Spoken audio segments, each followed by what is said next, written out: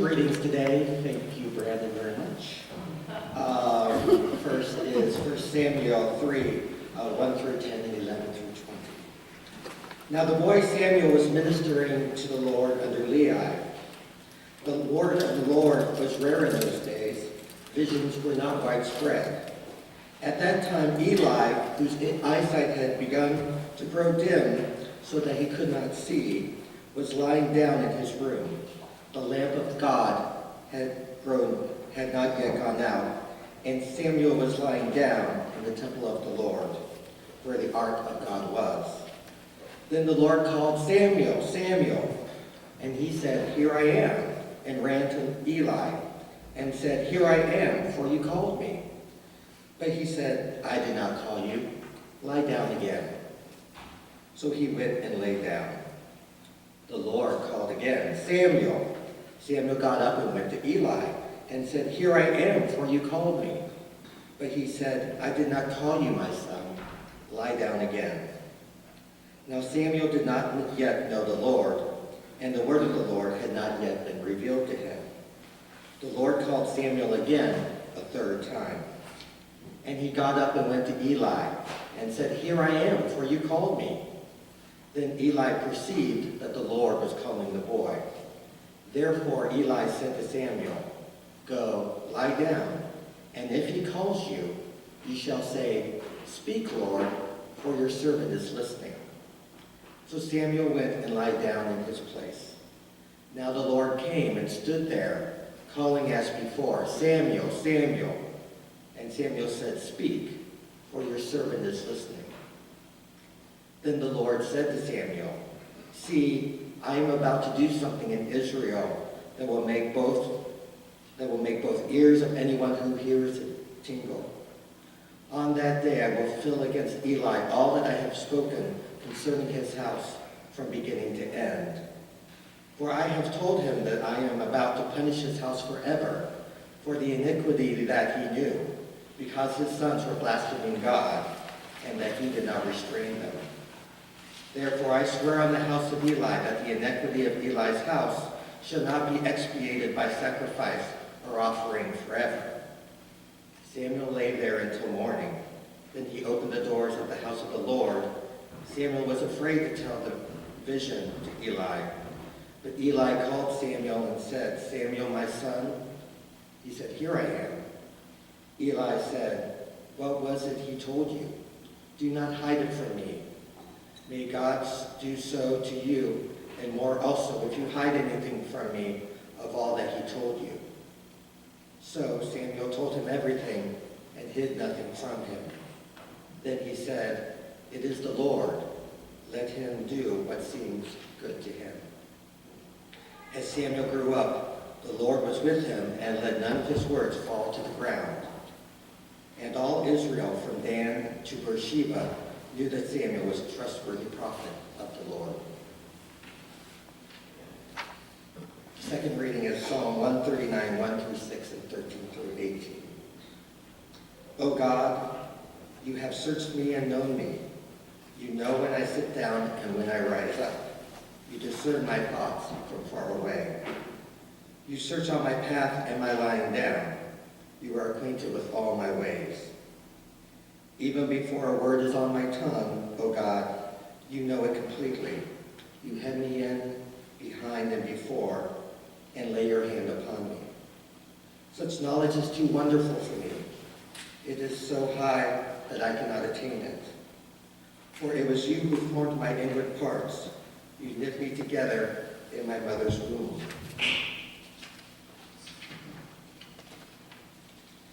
I praise you, for I am fearfully and wonderfully made. Wonderful are your works that I know very well. My frame was not hidden from you when I was being made in secret, intricately woven in the depths of the earth. Your eyes beheld my unformed substance. In your book were written all the days that were formed before me, before they existed. How weighty to me are your thoughts, O God. How vast is the sum of them. I tried to count them. They are more than the sand. I come to the end. I am still with you.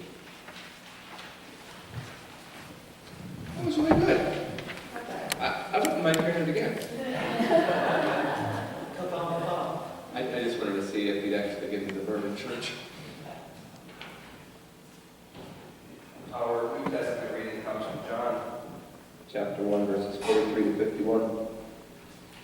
The next day, Jesus decided to go to Galilee. He found Philip and said to him, "Follow me."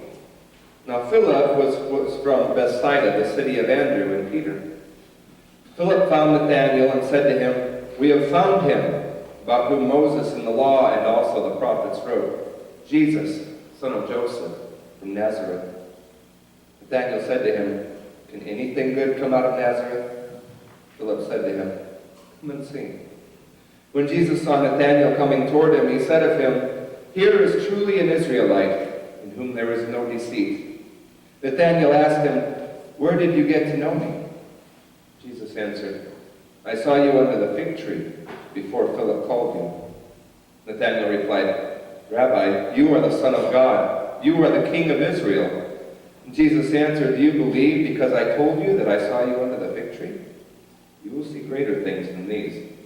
And he said to him, "Very truly, I tell you, you will see heaven opened and the angels of God ascending and descending upon the Son of Man." Tom was an investment banker. He was on vacation in Mexico, in a nice, peaceful fishing village.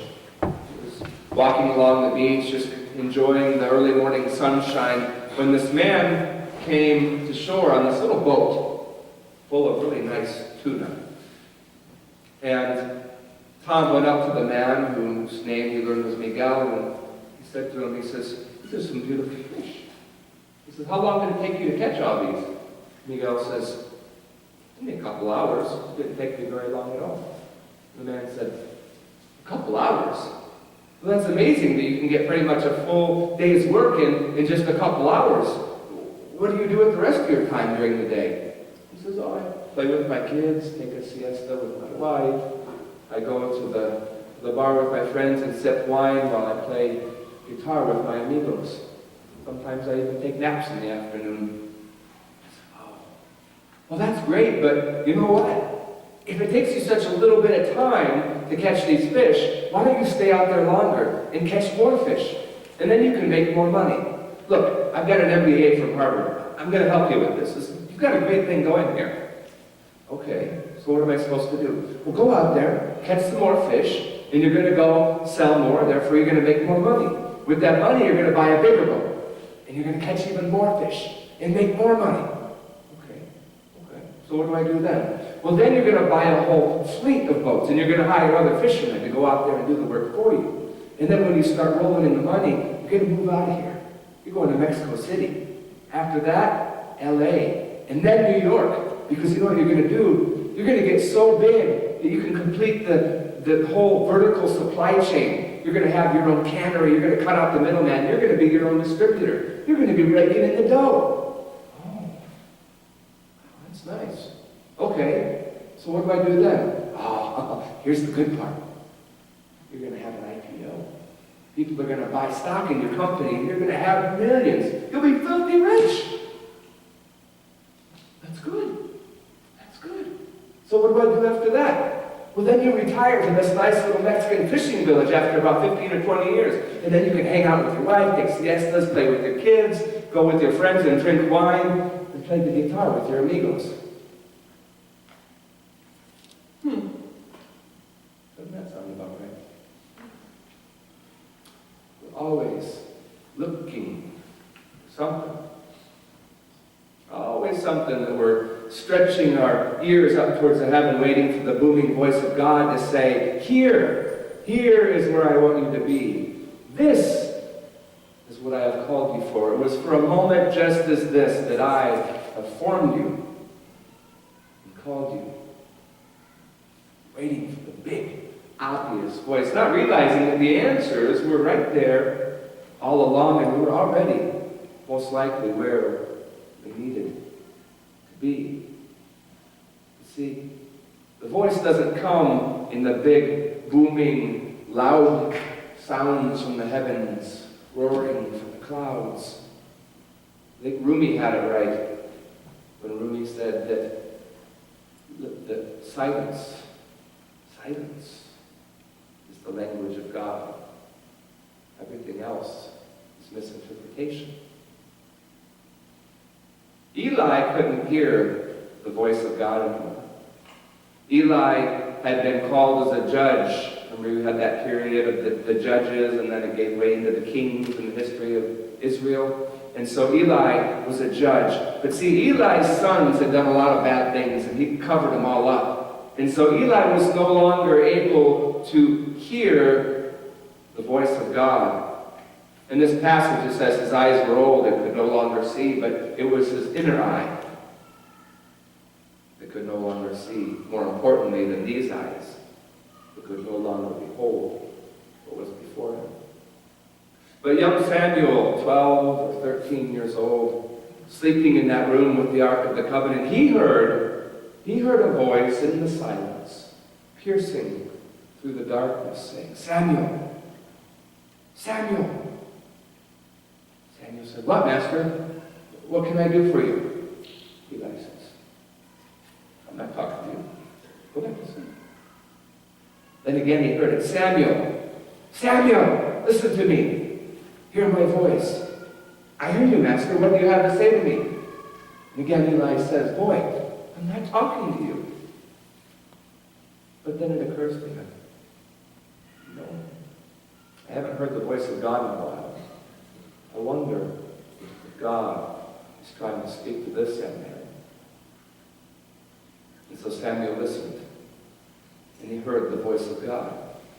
Samuel was significant because he was ushering in a new era in the history of Israel. All of the things that he'd gone through in his short life came to this huge crash as they came together, as he was anointed as the last judge of Israel and the first prophet of Israel. See, there was this shift change, all in the person of one young man who brought in this new era. But see, the problem is, for prophets are noticeable. Sometimes, especially in the African American church, somebody will come up to you and say, "Boy, I know you are anointed." They'll call you out on that kind of stuff. When you see somebody special, you know it. Or as they say, when they've got the call, they know it. But the problem is, with a prophet, a lot of times the prophet has to say things that are really, really hard to say to people who don't want to hear it. And so when Eli says, "Boy, tell me what God told you. Whatever it is, don't you dare hold back a thing from me."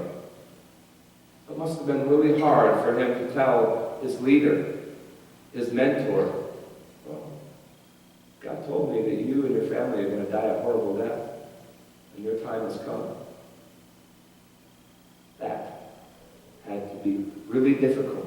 To say something so harsh to ears that said, "Yes, tell me everything that God said," but really didn't want to hear that. And so it was shortly thereafter that Eli, as an old man, sat there in his chair, and it flipped backward, and he hit the ground. And it says his brains were spilled. That's pretty nice, huh? But Samuel had to be the bearer of bad news, to tell him something that he couldn't have wanted to hear. Michael was like that. Michael really didn't want anything to do with religion. Michael wasn't interested in things of the Spirit. Although his daddy was a pastor, he didn't want anything to do with it. He was more content studying the intellectual things. He did end up going off to seminary, but he still had all these questions that really bogged him down. Yeah, he was concerned with the racial climate around him at the time, the fact that African Americans were systemically oppressed and were told, "You can't drink from this fountain," or "You can't eat at this restaurant," or "You can't go into this bathroom." He was troubled by it, but for the most part, he really didn't do anything. It wasn't his place. It wasn't really affecting him so much. But it did kind of grate on him. It did kind of build within him. And as Michael went off to do his PhD, he met a man who would become his mentor, one of many mentors, but a man who would become also known as a theological hero in the UCC, Reinhold Niebuhr. And Niebuhr told him, he says, "You know what? there's a middle ground. You don't have to sit on your hands and do nothing and let things like this keep happening. But you also don't have to resort to violence. Perhaps you should read up on Gandhi. You can protest. You can stand up in the face of these horrible injustices without hurting people and without being complacent. There's a middle ground, and you need to find it. Michael was pumped up. Michael realized he didn't have to sit there and take it, but he also didn't have to go out there and be violent about things. He was filled with the spirit of justice. And so it's no surprise that when his daddy changed his name from Michael Sr. to Martin Luther, that he followed suit and became Martin Luther King Jr. He took a church in Montgomery. Things were going okay for a while until this 15-year-old girl on a bus was arrested because she wouldn't move so that white folk could sit down on the bus. Well, the Montgomery city officials knew they had their hands full when they found out that that little girl was pregnant. And there were going to be a lot of backlash from that arrest. And so finally they backed off and they dropped the charges, but it wasn't much longer after that that Rosa Parks said, "I'm tired. My feet hurt.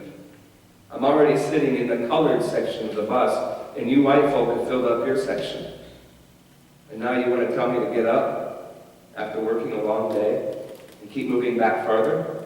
No. Staying right there." So they arrested her. The religious leaders in Montgomery and the African American community knew that something had to be done. You remember the way that Jesus looked upon Nathanael and said, "This boy is special. Here is a man with no deceit. Here is a prophet." The same way that Nathanael looked back to Jesus and said, "You are the Son of God. You are the Messiah of Israel." In that same way, those religious leaders looked upon Martin and said, "I see the prophet." We have in our midst a social prophet who is fit to lead us, a man who has been called for a time such as this. Yes, Martin was called to be a pastor, but that was his daddy's thing. Martin, no, he wasn't just called to be a pastor. He was called to be a social prophet. Well, we know how the rest of the story goes. In some ways, it's utterly beautiful. In others, it's severely tragic and heartbreaking that a man was killed because he said some things to some people who didn't want to hear it, because that is the job of a prophet. Words were uttered that fell upon ears that did not want to hear the things that he had to say, and so they retaliated for it. Instead of peace and justice and love reigning in the time, violence continued to be the way. Yes, there was progress, thank God. Laws were passed, things changed, but the people didn't want to hear it. They weren't ready for it. And that's usually what happens when a prophet speaks. Either the people will revolt, or the people will act positively, but there's usually no middle ground there. But that's Martin's story. We live in a time where we sit in the church, praising, worshiping, learning from a man who 2,000 years ago taught that there is no Jew nor Gentile, that man and woman should be treated equally, that people are all fearfully and wonderfully made in the image of their Creator, and that all should be treated with respect and dignity and love and kindness. But 2,000 years later, kids continue to kill each other on the streets of Chicago for reasons that even they cannot comprehend.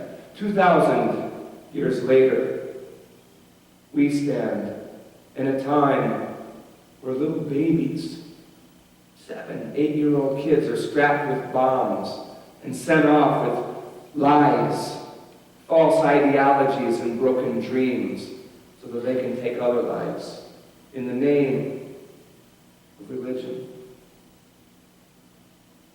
We live in a time when children bully each other, when they're mean to each other, when they put each other down physically and verbally and mentally because of their socioeconomic status, or because of their gender identity or their sexual orientation. We live in a time 2,000 years later when kids bully each other to the extent where those kids take their own lives and commit suicide because they can't stand the way the people around them are treating them. 2,000 years later, here we are still. Martin stood up at the mall on Washington and said 100 years later, this check that was written to us by the government is still bouncing.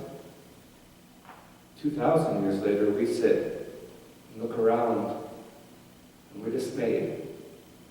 So we don't get how it can still be this way. Why the heck didn't anybody listen? Because nobody wants to hear the words of the prophet who say things that fall upon deaf ears or ears that are unwilling to hear. So what do? Will we sit here silently, or will we stand up and say that I refuse to be complicit in my silence until justice rolls down like waters and righteousness like a mighty stream? Do we have the courage to say that we still have a dream, that regardless of your orientation or your gender identity or your socioeconomic status or whatever it is, we will embrace you, we will lift you up. Your brothers and your sisters will not kill you or each other because of who you are, but instead you will be looked upon in love, kindness, respect, compassion, in dignity. Do we have the courage to say that we still have a dream? And that we will look upon our young and teach our youth to do the same, to see each other as fellow human beings, fearfully and wonderfully made, judged by who they are, not judged by their identity that we put upon them, but judged by the content of their character. Do we realize that we were fearfully and wonderfully made, and consider for a moment that just perhaps we were made for a time such as this?